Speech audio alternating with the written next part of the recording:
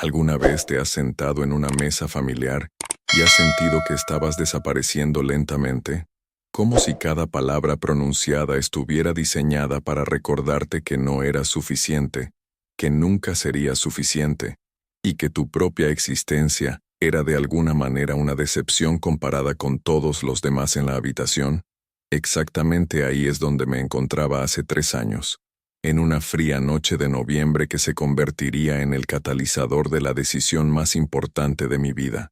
Tenía 32 años, estaba sentado en el comedor de mi tía, rodeado de familiares que se suponía debían amarme, y me di cuenta con una claridad sorprendente que me había convertido en nada más que su saco de boxeo, su historia de advertencia, su ejemplo de lo que no se debe llegar a ser.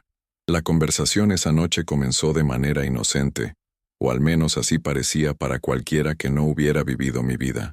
Mi prima Jennifer acababa de recibir otra promoción en su empresa de tecnología, algo sobre convertirse en vicepresidenta senior a los 34 años, y la habitación estalló en celebración. Se sirvió champán, se hicieron brindis, y mi tío se puso de pie para dar un discurso sobre lo orgulloso que estaba de los logros de su hija. Sonreí y aplaudí junto con todos los demás porque eso es lo que haces, ¿no? Celebras los éxitos de otras personas incluso cuando tu propia vida se siente como si se estuviera desmoronando. Pero entonces, llegó el momento que lo cambió todo. Mi madre, sentada directamente frente a mí, me miró con esa expresión que había llegado a conocer tan bien, esa mezcla de decepción y preocupación que parecía reservar exclusivamente para mí, y dijo con una voz lo suficientemente alta como para que todos escucharan. Sabes, Jennifer comenzó en esa empresa como pasante, igual que tú en tu primer trabajo. Mira dónde está ella ahora.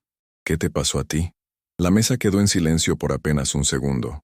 Uno de esos silencios terribles donde todos saben que algo horrible acaba de ocurrir, pero nadie quiere reconocerlo. Entonces mi tía intervino, porque ella siempre intervenía, tratando de suavizar el golpe, pero de alguna manera siempre empeorándolo. Bueno, no todos están hechos para el éxito corporativo, dijo con una sonrisa comprensiva que me revolvió el estómago. Algunas personas simplemente están destinadas a caminos diferentes, caminos más pequeños. Sentí mi cara arder, sentí el familiar escozor de las lágrimas amenazando con salir, pero había aprendido hace mucho tiempo cómo tragar ese dolor, cómo empujarlo hacia abajo, muy profundo donde nadie pudiera verlo. En nadie. Asentí con la cabeza y murmuré algo sobre estar feliz con mi vida, aunque en ese momento no estaba seguro de si era feliz o simplemente estaba entumecido después de años de esta misma conversación desarrollándose en diferentes variaciones. Mi primo Michael, el médico, intervino entonces probablemente pensando que estaba siendo útil. ¿Sabes cuál es tu problema?, preguntó, reclinándose en su silla con la confianza de alguien que nunca había estado en el extremo receptor del juicio familiar. Te rindes demasiado fácil. Cuando las cosas se ponen difíciles, renuncias y pruebas otra cosa. Por eso has tenido 4 trabajos diferentes en los últimos 10 años, mientras Jennifer ha escalado posiciones en una sola empresa. Quería gritar. Quería ponerme de pie y contarles a todos sobre el colapso nervioso que tuve en mi segundo trabajo, ese donde trabajaba 70 horas a la semana y apenas dormía, ese donde mi jefe me dijo que nunca llegaría a nada en esta industria. Quería explicarles que el tercer trabajo eliminó todo mi departamento durante la pandemia, y que el cuarto trabajo era un ambiente tóxico, donde presencié acoso que me enfermaba físicamente. Quería que entendieran que mi vida había sido una serie de intentos de supervivencia, no de fracasos, pero sabía que no me escucharían. Nunca me escuchaban. En cambio, me quedé allí sentado y lo soporté, como siempre lo había hecho, porque en algún lugar profundo de mi interior todavía creía que tal vez tenían razón. Tal vez yo era el problema. Tal vez si simplemente me esforzaba más, trabajaba de manera más inteligente, tomaba mejores decisiones, finalmente podría ganarme su aprobación y dejar de ser la decepción familiar. Dios mío, cuánto daño me hacían sin siquiera darse cuenta. Esa noche, estaba lejos de ser la primera vez que me comparaban con mis primos exitosos, aunque resultaría ser la última vez que voluntariamente me sometería a ello. El patrón había comenzado cuando tenía apenas 8 años, lo suficientemente joven como para no entender completamente lo que estaba sucediendo, pero lo suficientemente mayor como para sentir el aguijonazo. Mi prima Jennifer tenía 10 años en ese momento, y acababa de ganar una competencia de ortografía prestigiosa en su escuela. Recuerdo estar sentado en la sala de estar de mi abuela, viendo cómo Jennifer era colmada de elogios y regalos, su trofeo colocado prominentemente en la repisa de la chimenea donde todos pudieran verlo. Mi abuela me llevó a un lado ese día, y dijo algo que nunca olvidaría. «¿Por qué no puedes ser más como Jennifer?», preguntó, su mano arrugada apretando mi pequeño hombro un poco demasiado fuerte. «Ella trabaja tan duro, y hace que todos estén tan orgullosos. Necesitas esforzarte más en la escuela, cariño. A nadie le gusta un niño perezoso». Yo no era perezoso. Tenía 8 años y estaba luchando con TDAH no diagnosticado, que hacía que concentrarme en clase se sintiera como tratar de sostener agua en mis manos. Pero no tenía las palabras para explicarle eso a mi abuela, así que solo asentí y prometí esforzarme más, internalizando el mensaje de que era fundamentalmente defectuoso en comparación con mi prima perfecta. A medida que pasaban los años, las comparaciones se volvieron más frecuentes y más hirientes. Cuando Jennifer obtuvo calificaciones perfectas en la escuela secundaria, mi madre dejaba su boletín de calificaciones en el refrigerador al lado del mío, como si la comparación visual de alguna manera me motivara a convertirme mágicamente en una persona diferente. Cuando mi primo Michael fue aceptado en la escuela de medicina, mi padre pasó una cena entera explicando con un detalle excruciante por qué la medicina era una profesión tan noble y haciéndome preguntas punzantes sobre mis propios planes de carrera, que en ese momento involucraban querer ser escritor, algo que él descartó como «no es un trabajo real». Cada reunión familiar se convirtió en una actuación donde mis primos eran las estrellas, y yo era el suplente que nunca aprendió bien los diálogos. Los observaba mientras navegaban sin esfuerzo conversaciones sobre sus logros mientras yo tropezaba con explicaciones de por qué había cambiado mi carrera universitaria nuevamente, o por qué estaba tomando un semestre libre, o por qué estaba trabajando en ventas minoristas en lugar de tener una carrera real. La peor parte ni siquiera eran las comparaciones directas, aunque esas eran lo suficientemente dolorosas. Eran las formas sutiles en que mi familia comunicaba su decepción. Era la forma en que mi tía preguntaba sobre la vida de Jennifer, con entusiasmo genuino, y luego se volvía hacia mí con una sonrisa forzada y un perfunctorio. «¿Y cómo te va a ti?». Era la forma en que mi tío presumía sobre los logros de Michael ante extraños en las fiestas familiares, mientras de alguna manera nunca mencionaba nada sobre mí. Era la forma en que mi madre suspiraba pesadamente cada vez que hablaba de mí con sus amigas, como si mi existencia fuera una carga que tenía que cargar. Comencé a verme a mí mismo a través de sus ojos, y lo que vi fue un fracaso. Alguien que no podía estar a la altura sin importar cuánto lo intentara. Te juro que llegó un punto en que ya ni siquiera me reconocía cuando me miraba al espejo. Jennifer y Michael no eran solo mis primos, eran los niños dorados de nuestra familia extendida. Aquellos que no podían hacer nada mal, cuyos logros se celebraban como si acabaran de ganar un premio Nobel. Jennifer era la mayor del grupo de primos y desde el momento en que pudo caminar, parecía tener toda su vida trazada con precisión. Sobresalía en todo lo que tocaba, desde lo académico hasta los deportes y las situaciones sociales. Era la chica que obtenía calificaciones perfectas sin parecer estudiar, que entró al equipo de voleibol universitario siendo estudiante de primer año, que salía con el chico más popular de la escuela, que fue aceptada en todas las universidades, a las que aplicó con becas completas. Verla navegar por la vida era como ver a alguien jugar un videojuego en modo fácil, mientras el resto de nosotros luchábamos en dificultad experta. Pero aquí está la cosa sobre Jennifer, que nadie en mi familia parecía notar o preocuparse. Ella era miserable. Yo sabía esto porque solíamos ser cercanos cuando éramos más jóvenes, antes de que las comparaciones crearan una brecha entre nosotros. Una vez me confió durante una pijamada cuando éramos adolescentes que sentía que se estaba asfixiando bajo el peso de las expectativas de todos. «No puedo equivocarme», me dijo, con lágrimas corriendo por su rostro. «Si obtengo algo menos que una A, mis padres actúan como si fuera el fin del mundo. Estoy tan cansada de ser perfecta todo el tiempo». Había sentido lástima por ella en ese momento, pero también recuerdo haber pensado que al menos la gente esperaba grandes cosas de ella. Al menos tenía la capacidad de cumplir con esas expectativas, mientras que de mí solo se esperaba que tratara de alcanzarla, y que inevitablemente me quedara corto. Michael era diferente de Jennifer, pero igualmente exitoso a los ojos de nuestra familia. Era 2 años menor que yo, lo que hacía las comparaciones aún más humillantes a medida que crecía. Aquí estaba este chico que era más joven que yo, y sin embargo, de alguna manera estaba años luz adelante en términos de éxito y aprobación familiar.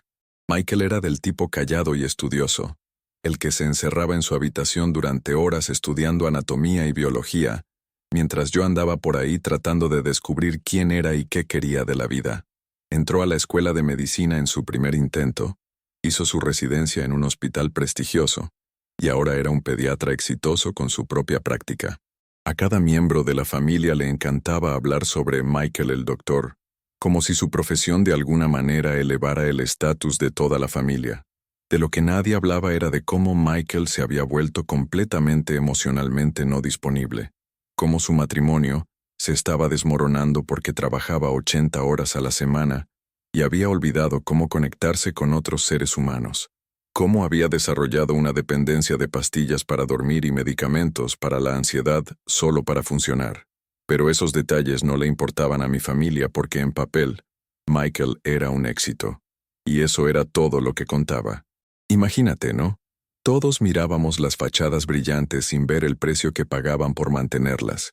Mientras Jennifer y Michael eran presentados como ejemplos brillantes de lo que era posible con trabajo duro y determinación, yo estaba luchando durante mis 20 años de maneras que nadie en mi familia parecía entender o querer entender. Después de la escuela secundaria, había ido a una universidad estatal con sueños de convertirme en periodista. Me encantaba escribir, me encantaba la idea de contar historias que importaran, de dar voz a personas que no estaban siendo escuchadas, pero la universidad fue más difícil de lo que esperaba, no por el trabajo académico, sino porque estaba lidiando con depresión y ansiedad que no tenía el lenguaje ni los recursos para abordar. Me quedaba en cama durante días sin poder encontrar la motivación para ir a clase. Tenía ataques de pánico antes de los exámenes. Sentía que me estaba ahogando en un mar de expectativas que nunca podría cumplir. Cambié mi carrera universitaria 3 veces, tratando de encontrar algo que se sintiera correcto, algo que hiciera sentir orgullosa a mi familia, mientras también me hiciera sentir realizado. Primero, probé negocios porque mi padre lo sugirió y dijo que llevaría a una carrera estable. Odié cada minuto de ello. Las clases se sentían sin alma, y no podía imaginarme pasar mi vida en una oficina corporativa, moviendo papeles y asistiendo a reuniones sin sentido. Luego cambié a psicología porque estaba interesado en entender mis propias luchas de salud mental, pero el programa era tan competitivo y despiadado que desencadenó todas mis ansiedades sobre no ser lo suficientemente bueno.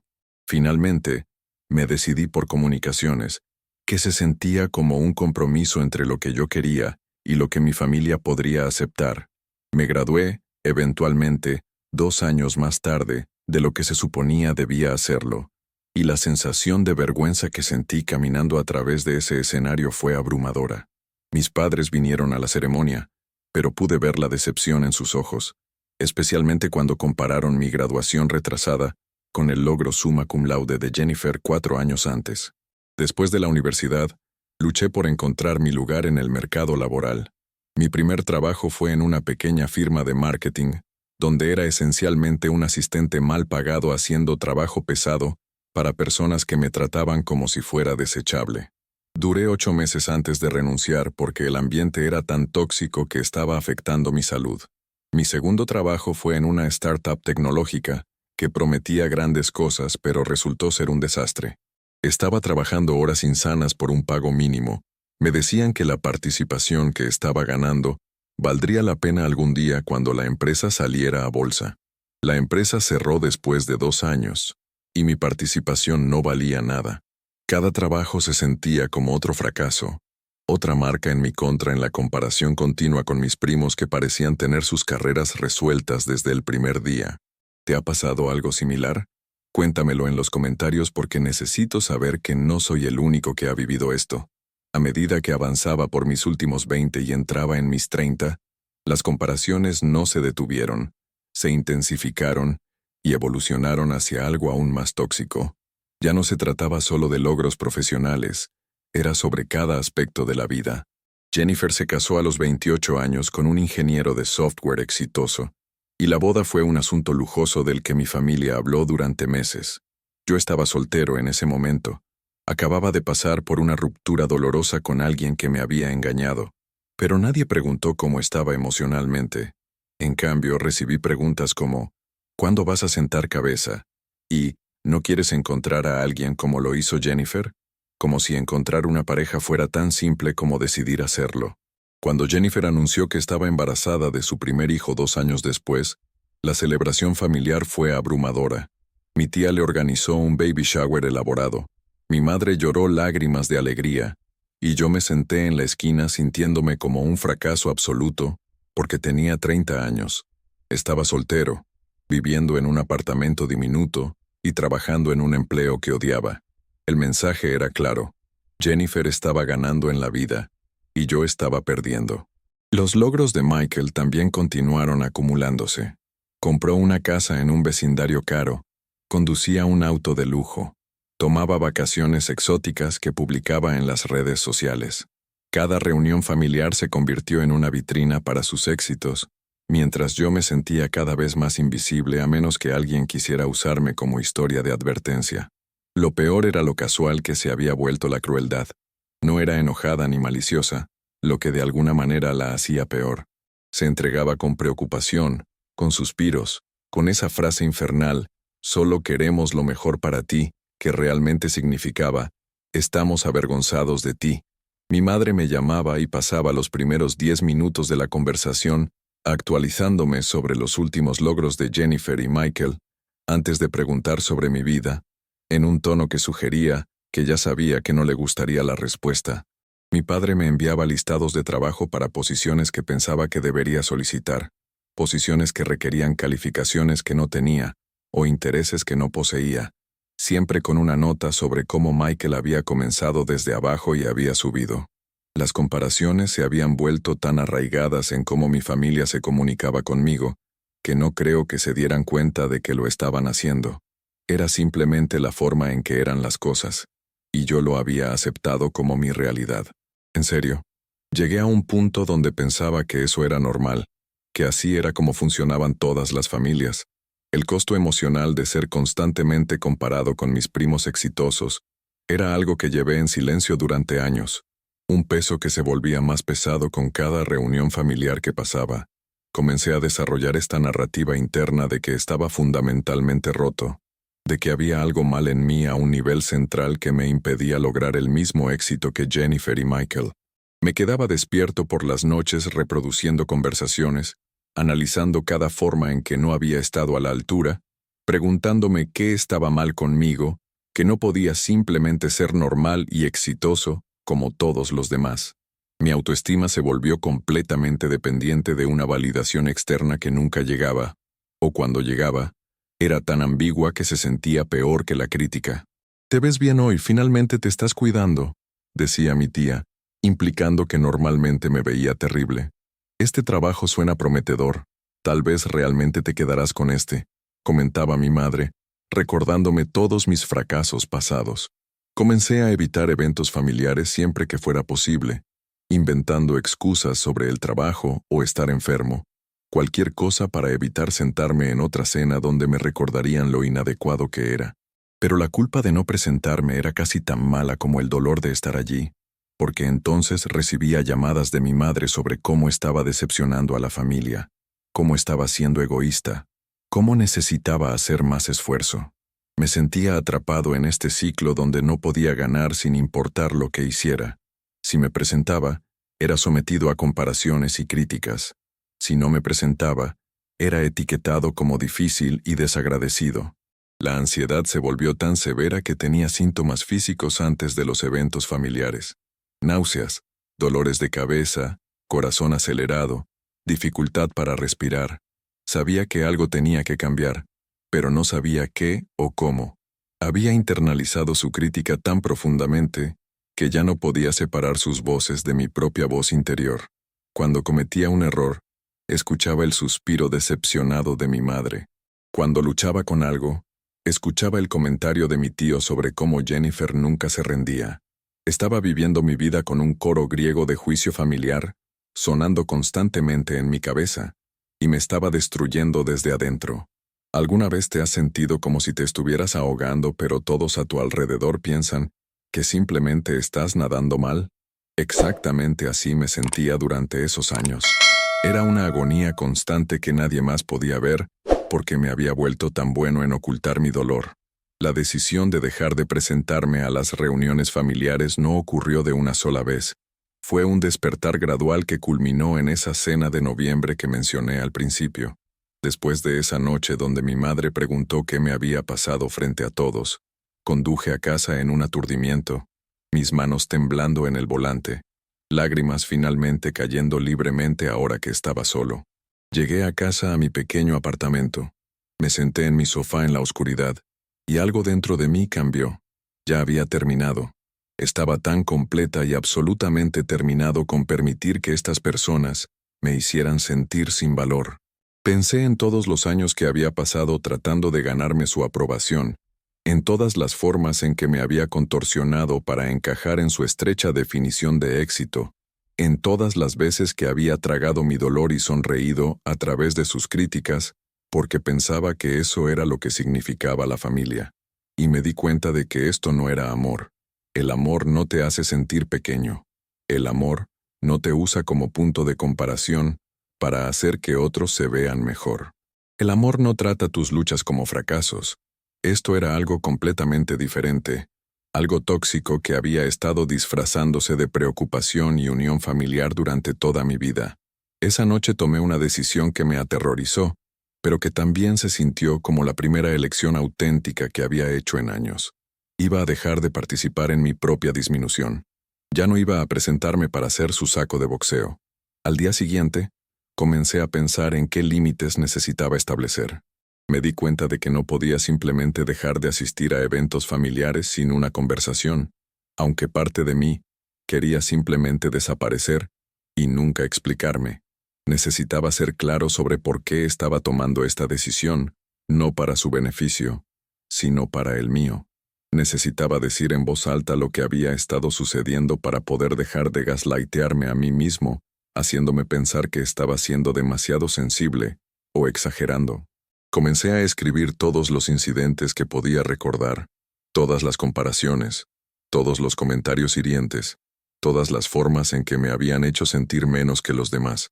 La lista tenía páginas y páginas, y verla escrita en blanco y negro fue tanto validante como desgarrador. Esto había estado sucediendo toda mi vida, y lo había normalizado porque no conocía nada diferente. Llamé a mi madre primero, porque era de quien más desesperadamente había buscado aprobación, y cuya decepción había cortado más profundo. La conversación fue breve y dolorosa.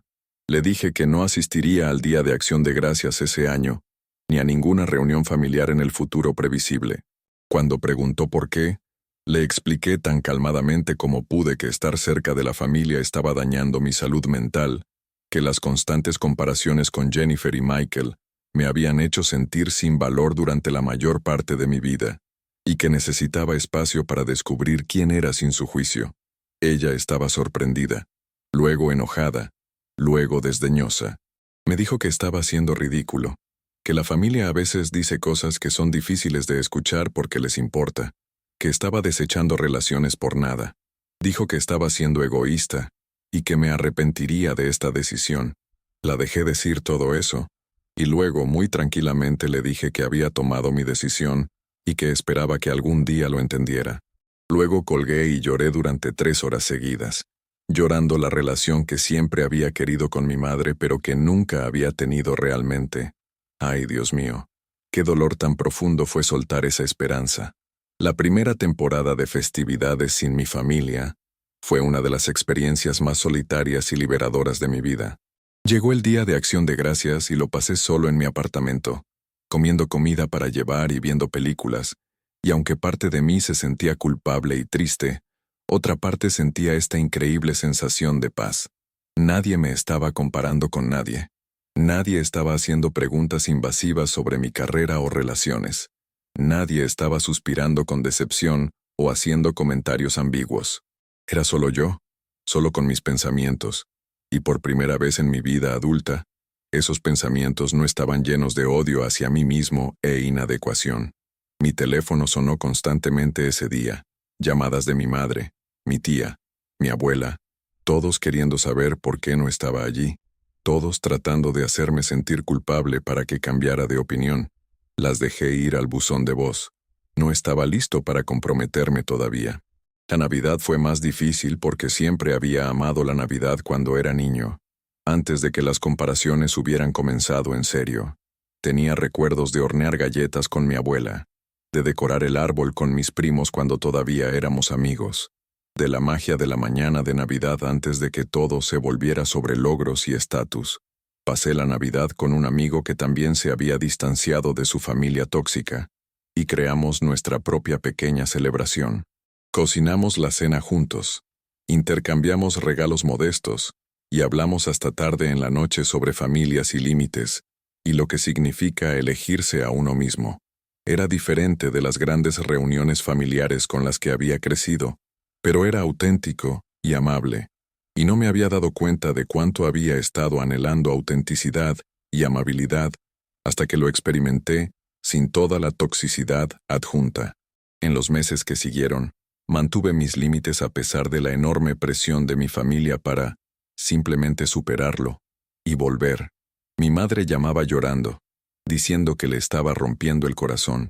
Mi tía enviaba correos electrónicos largos sobre cómo la familia lo es todo, y cómo estaba cometiendo un error que lamentaría. Incluso Jennifer se comunicó, aunque su mensaje era más confuso que otra cosa. Ella genuinamente no entendía lo que había sucedido, lo cual era quizás la parte más triste de todo. Ella había sido tan protegida y celebrada, que nunca había notado cómo me estaban tratando. Traté de explicárselo, pero no creo que pudiera realmente comprender cómo se sentía estar del otro lado de esas comparaciones. La culpa era abrumadora a veces. Me habían criado para creer que la familia viene primero, que no le das la espalda a tus familiares, que la sangre es más espesa que el agua. Pero estaba aprendiendo una verdad diferente, que a veces lo más amoroso que puedes hacer por ti mismo es alejarte de las personas que te lastiman, incluso si esas personas son familia. ¿Sabes qué? Fue la decisión más difícil y más liberadora que jamás haya tomado. Reconstruir mi identidad fuera de la sombra de mis primos exitosos fue aterrador y emocionante en igual medida. Durante tanto tiempo, me había definido en relación con ellos, como la versión inferior, el que no podía estar del todo a la altura.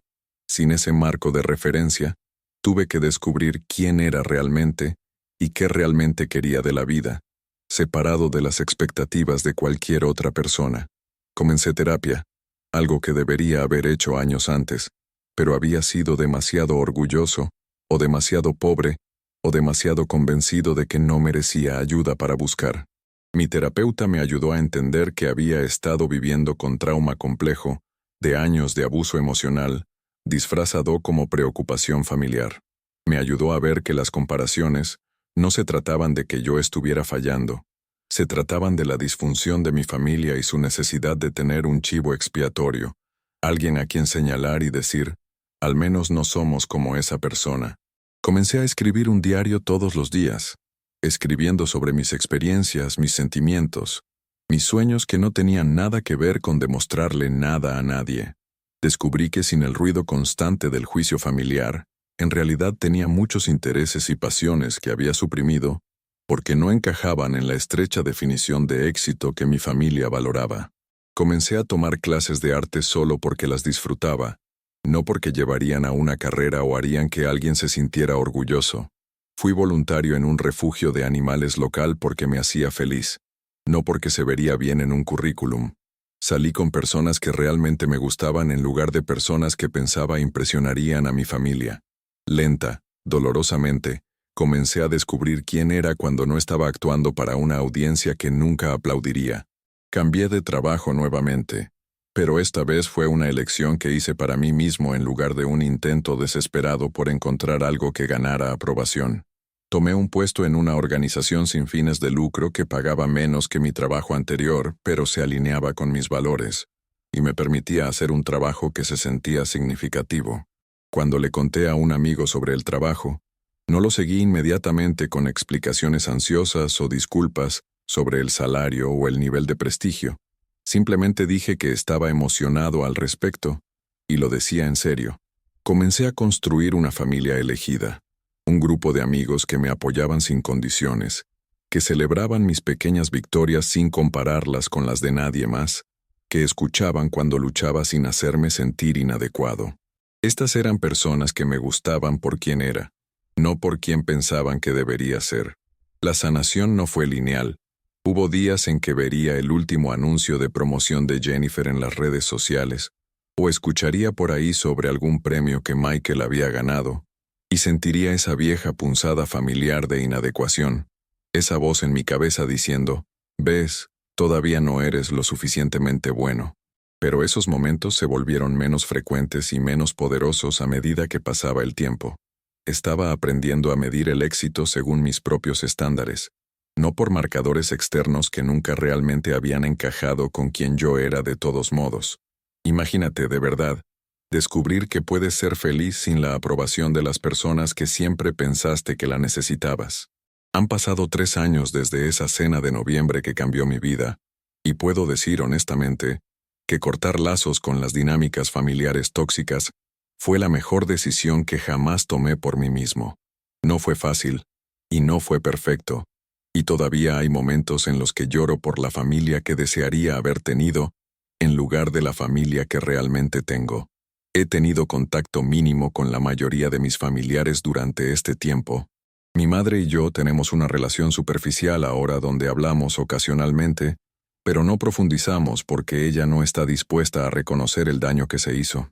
Mi padre me envía tarjetas de cumpleaños con dinero y llamadas telefónicas incómodas, donde ninguno de los dos sabe qué decir. Algunos de mis familiares extendidos me han descartado completamente como el difícil, el desagradecido, el que abandonó a la familia por nada. ¿Y sabes qué?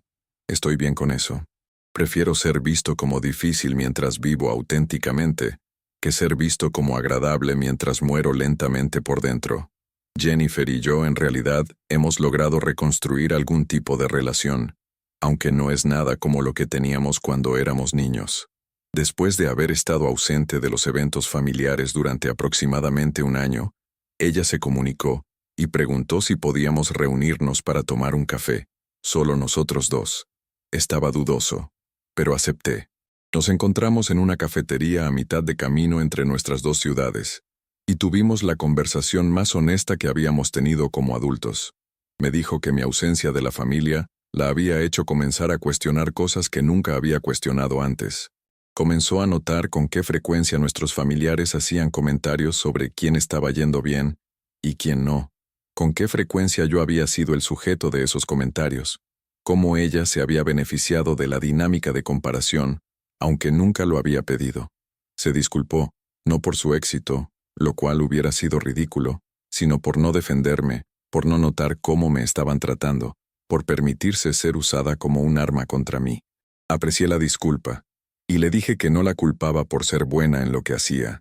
Culpaba a los adultos en nuestra familia que habían elegido enfrentarnos en lugar de celebrarnos a ambos como individuos. No somos cercanos, y no sé si alguna vez lo seremos de nuevo, pero nos enviamos mensajes ocasionalmente, y no hay animosidad entre nosotros, lo cual se siente como una pequeña victoria. Michael, por otro lado, nunca se ha comunicado. Creo que está demasiado incómodo con cualquier cosa que altere el status quo, demasiado invertido en la narrativa familiar, donde él es el niño dorado, y yo soy la historia de advertencia. Eso también está bien. Ya no necesito su validación. En serio, te juro que llegar a este punto de paz fue como quitarme un peso de 1000 kilos de encima. Mirando hacia atrás en todo lo que he pasado, he aprendido algunas lecciones profundas sobre la familia, la identidad y el valor propio que desearía que alguien me hubiera enseñado cuando era más joven. La lección más importante es esta. Tu valor no está determinado por cómo te comparas con otras personas. No está determinado por tu título de trabajo, tu salario, tu estado de relación, tus logros, o cualquier marcador externo de éxito que la sociedad o tu familia hayan decidido que importa. Tu valor es inherente. Existe simplemente porque existes, y nadie tiene el derecho de hacerte sentir lo contrario. He aprendido que las relaciones familiares deben basarse en respeto mutuo, amor y apoyo, y cuando esos elementos faltan, no solo está bien crear distancia, es necesario para tu supervivencia. He aprendido que establecer límites no es egoísta, es autopreservación, y que las personas que realmente te aman respetarán esos límites incluso si no los entienden. He aprendido que no puedes sanar en el mismo entorno que te enfermó, y que a veces lo más valiente que puedes hacer es alejarte de situaciones y relaciones que te están destruyendo, incluso cuando todos los demás te dicen que estás equivocado por hacerlo. He aprendido que compararte con otros es un ladrón de alegría, y que la única persona con la que deberías compararte es con quien eras ayer. He aprendido que el éxito se ve diferente para todos, y que una vida vivida auténticamente según tus propios valores es infinitamente más valiosa que una vida vivida persiguiendo la definición de logro de otra persona. Hoy, tengo 35 años, y soy feliz.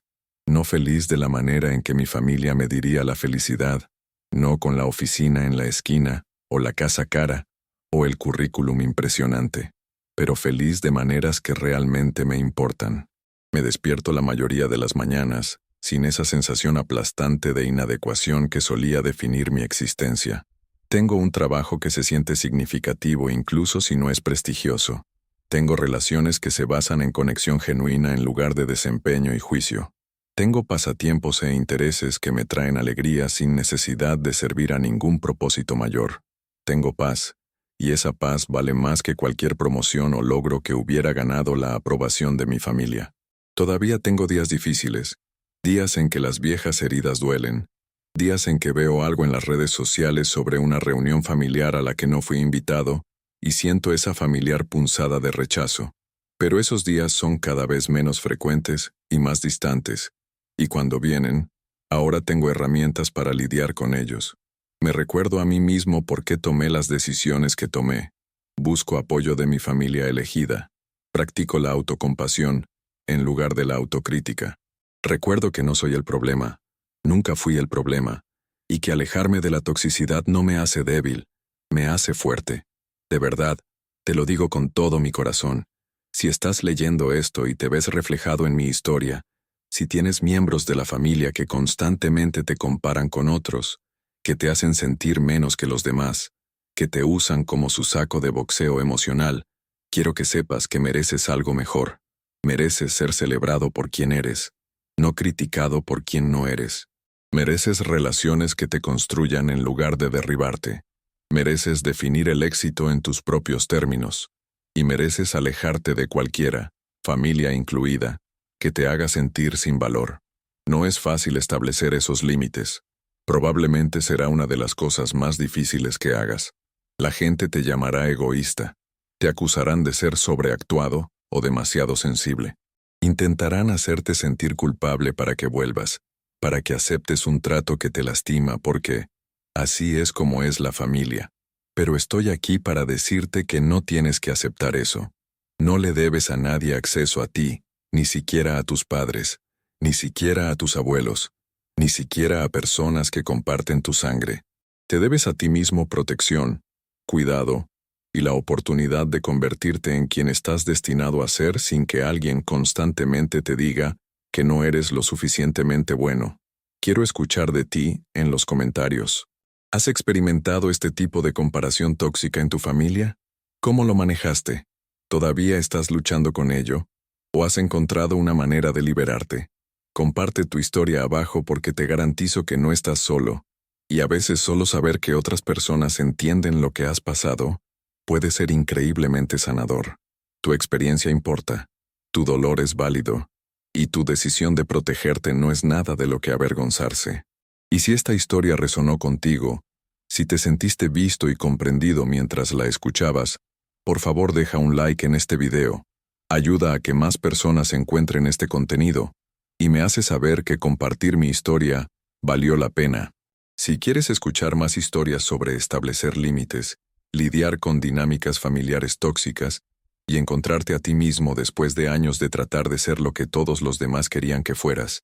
Asegúrate de suscribirte a Mi Verdad Revelada y activa la campanita para recibir notificaciones de cada video nuevo. Este canal se trata de historias reales de personas reales que han vivido situaciones difíciles y han salido del otro lado más fuertes y sabias. No endulzamos las cosas aquí. No pretendemos que la vida es fácil o que las relaciones familiares siempre son saludables solo porque son familia. Decimos la verdad sobre el viaje desordenado, complicado, doloroso y, en última instancia, redentor de aprender a vivir la vida en tus propios términos. Así que suscríbete, únete a esta comunidad y sigamos apoyándonos mutuamente a través de todos los desafíos que la vida nos presenta. Recuerda, eres suficiente exactamente como eres ahora mismo. No necesitas ser como tu primo exitoso o tu hermano perfecto o quien quiera que sea con quien te estén comparando. Solo necesitas ser tú, y eso es más que suficiente. Gracias por ver, gracias por estar aquí, y gracias por tener el coraje de priorizar tu propio bienestar incluso cuando es difícil. Te veo en el próximo video. Cuídate mucho, de verdad, porque te lo mereces.